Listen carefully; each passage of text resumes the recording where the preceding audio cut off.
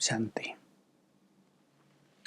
मानसिक रोगों को बढ़ाने का एक बहुत बड़ा कारण दिखाई देता है ज़्यादा सोचने की आदत।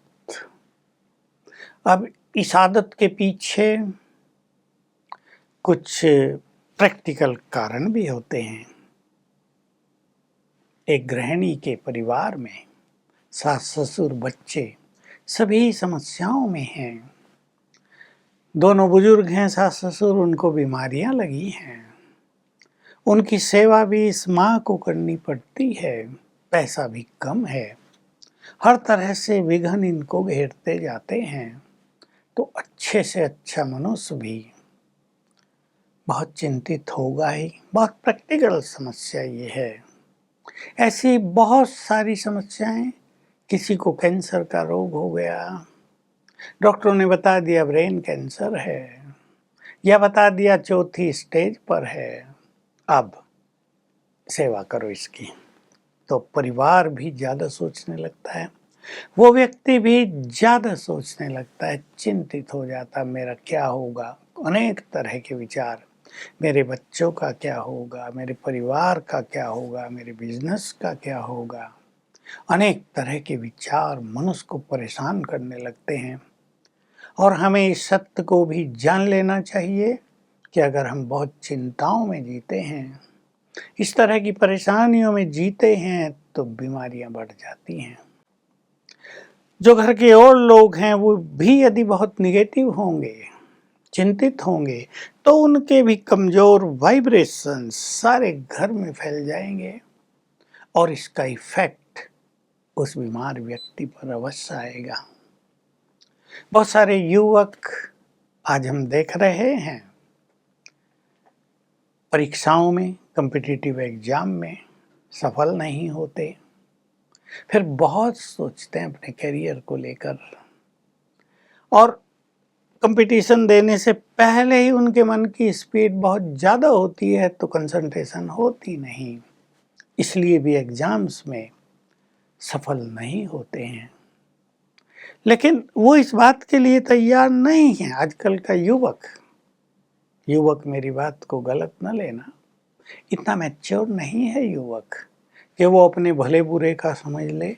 वो तो सोचते हैं कंप्यूटर का युग है, फ़ोन का युग है, हमें व्हाट्सएप से, फेसबुक से, ट्विटर से बहुत सारी चीज़ें, बहुत सारी इन्फॉर्मेशन इकट्ठी करनी है, इससे हमारी नॉलेज बढ़ेगी। ये एक विचार। लेकिन दूसरा विचार, कईयों में ये व्यसन बनकर आ गया है, बहुत बुरा व्यसन, कि रात के 2-2 बजे तक लैपटॉप पे लगे हुए हैं, फिल्में देख रहे हैं, कुछ और कर रहे हैं। माँ बाप सोचते हैं पढ़ रहे हैं, फिर नींद अच्छी नहीं आती, गंदी फिल्म देख ली, नींद में वही चलती रहती है, नींद अच्छी नहीं होती। और ये मानसिक रोगों का बहुत बड़ा कारण युवकों में बढ़ता जा रहा है। अब अगर युवक मेरी बात सुन रहे हों तो उन्हें सावधान होना चाहिए। हर चीज़ का प्रयोग संयमित, कंट्रोल रूप में रहना चाहिए। कोई भी चीज़ हो, आपको दूध पीना है, आपको फल खाना है, आपको कोई अच्छी चीज़ खानी है, उसे आप टू मच खाने लगो, बुरा इफेक्ट हो ही जाएगा। हर चीज़ पर कंट्रोल तो रखना ही पड़ता है। नेचर क्योर वाले भी सिखाते हैं, इतने ग्राम फल ही खाना चाहिए, इतने बजे ही खाना चाहिए। तो हर चीज़ में संयम की बहुत बड़ी आवश्यकता है। फ़ोन पर भी आपको रहने की ज़रूरत है, लैपटॉप की आपको ज़रूरत है, पढ़ाई उस पर हो रही है, कई काम लैपटॉप से हो रहे हैं, संयमित। अब ऑफिस के सारे काम लैपटॉप पर ही हो रहे हैं, कंप्यूटर पर ही हो रहे हैं, उसका जो रेडिएशन है वो ब्रेन पर बुरा असर डालता है। तो एक ऐसी दुविधा में मनुष्य पहुंच गया है कि उस पे काम भी करना है और उसकी बैड एनर्जी ब्रेन पर इफेक्ट भी कर रही है। दोनों चीज़ें हो रही हैं, न छोड़ सकते न सदा यूज कर सकते। ये दुविधा है, ये समय का इफेक्ट है। इस कारण से मानसिक रोग बहुत बढ़ते जा रहे हैं। तो हम कैसे इस ज़्यादा सोचने की आदत को कंट्रोल करें? बहुतों के बहुत सारे केस सामने आते हैं। इस कारण हम ज़्यादा सोच रहे हैं, हम परेशान हो गए हैं बहुत ज़्यादा। बिल्डर से मकान बुक कराया था, बिल्डर पैसा लेके भाग गया है, हमारी सारी संपत्ति वही थी, हमें धोखा मिल गया है। अब बेचारे सोचेंगे ही ना, क्या करें, सारी कमाई चली गई। स्वप्न देखे थे अपना घर होगा, सुख से रहेंगे।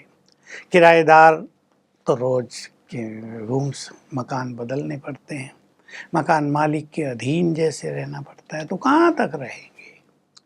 ऐसे हजारों कारण हैं जो मनुष्य के संकल्पों की स्पीड को तेज कर रहे हैं। और जब संकल्पों की स्पीड तेज हो जाती है तो ब्रेन की शक्तियां कमजोर पड़ने लगती हैं, क्योंकि उसको काम ज़्यादा करना पड़ रहा है ना। अब ब्रेन को ज़्यादा काम करना पड़ेगा तो ब्लड उसको उतना ही ज़्यादा चाहिए, वो भी नहीं मिलेगा। और ब्रेन अगर किसी और स्थिति में आ गया तो एंग्जाइटी, जो चिंता का बहुत गहरा रूप, जिसको मानसिक रोग कहा जाता है, ऐसी एंग्जाइटी लग जाएगी और फिर इसके लिए डॉक्टर के पास जाएंगे। अब डॉक्टर क्या करे, ज़्यादा सोच रहे हैं, चिंतित हो रहे हैं, लो दवाई खा लो भाई, उससे सोचना कम हो जाएगा, ब्रेन डल होने लगता है। क्योंकि मन की तो कोई गोली है नहीं ना। ठीक है, ब्रेन का फंक्शन थोड़ा सा स्लो डाउन हो जाएगा, लेकिन मन तो फिर वैसे ही सोचने लगेगा कुछ समय के बाद। तो दोनों में गिरावट आएगी, मन में भी गिरावट, ब्रेन में भी गिरावट। हमें मेडिसिन्स की ओर जाने से पहले सोच लेना चाहिए कि हमें ऐसे स्थान पर जाना चाहिए जहां हमें सुंदर विचार मिले, जहां से हमारे मन को खुराक मिले, जहां हमारी चिंताओं का ज़्यादा सोचने का समाधान मिले, और वो है ईश्वरीय ज्ञान। हम सब ये बहुत सुंदर कार्य कर रहे हैं। मेरे पास, हालांकि मैं मेडिकल डॉक्टर नहीं हूँ, पर बहुत लोग आते हैं मानसिक रोगों से जुड़े हुए, और हम उनको ये ज्ञान और राजयोग की विधि सिखाते हैं। और मैंने देखा, मतलब मैं कह सकता हूँ 90% लोग बिल्कुल ठीक हो जाते हैं, और जल्दी ठीक हो जाते हैं। कोई 21 दिन में, कोई 40 दिन में, किसी को बहुत ही ज़्यादा हो तो 3 मास में बिल्कुल ठीक हो जाते हैं।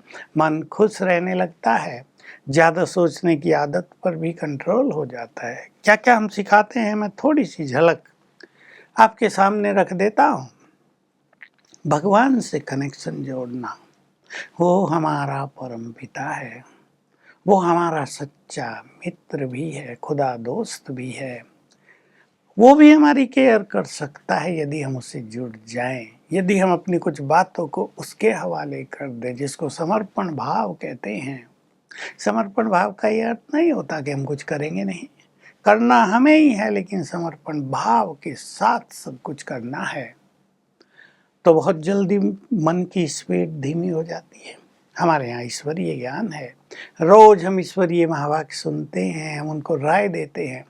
ईश्वरीय महावाक्य सुना करो, वहाँ बैठने से वहाँ के वाइब्रेशंस में मन शांत होने लगता है। अब दो ही चीज़ों की विशेष ज़रूरत होती है, मन में शांति और मन में खुशी। जहाँ ये दो चीज़ होने लगती हैं तो मानसिक रोग ठीक होने लगते हैं। तो इसके लिए राजयोग और ईश्वरीय ज्ञान को लेना बहुत आवश्यक है। और युवकों को तो मैं राय दूंगा कि अगर वो अपने किसी भी लक्ष्य को पाना चाहते हैं, कुछ भी उनको अपना कैरियर बहुत श्रेष्ठ बनाना है, तो थोड़ा है जो ज़्यादा सोचने की आदत है, जो मोबाइल के कारण भी हो गई है और भिन्न भिन्न बातों के कारण भी हो गई है। कईयों का फ्रेंड सर्किल ही ऐसा है कि ऐसी वैसी बातें करके एक दूसरे को कंफ्यूज रखते हैं। तो मनुष्य सोचता रहता है, ये करूं ये करूं, इधर जाऊं ये इधर जाऊं। ईश्वरीय ज्ञान इसमें आपको बहुत मदद करेगा, और आपका मन आपके कंट्रोल में आ जाएगा, और तब आपकी एकाग्रता बढ़ेगी। आप थोड़े समय में ज़्यादा याद कर सकेंगे, अच्छी तैयारी हो जाएगी। तो कुछ छोड़कर ही कुछ पाना होगा। दोनों लड्डू तो हाथ में नहीं होंगे, तो कुछ छोड़ दें कुछ पाने के लिए, और इन मानसिक रोगों को सदा सदा के लिए विदाई दे दें। ओम शांति।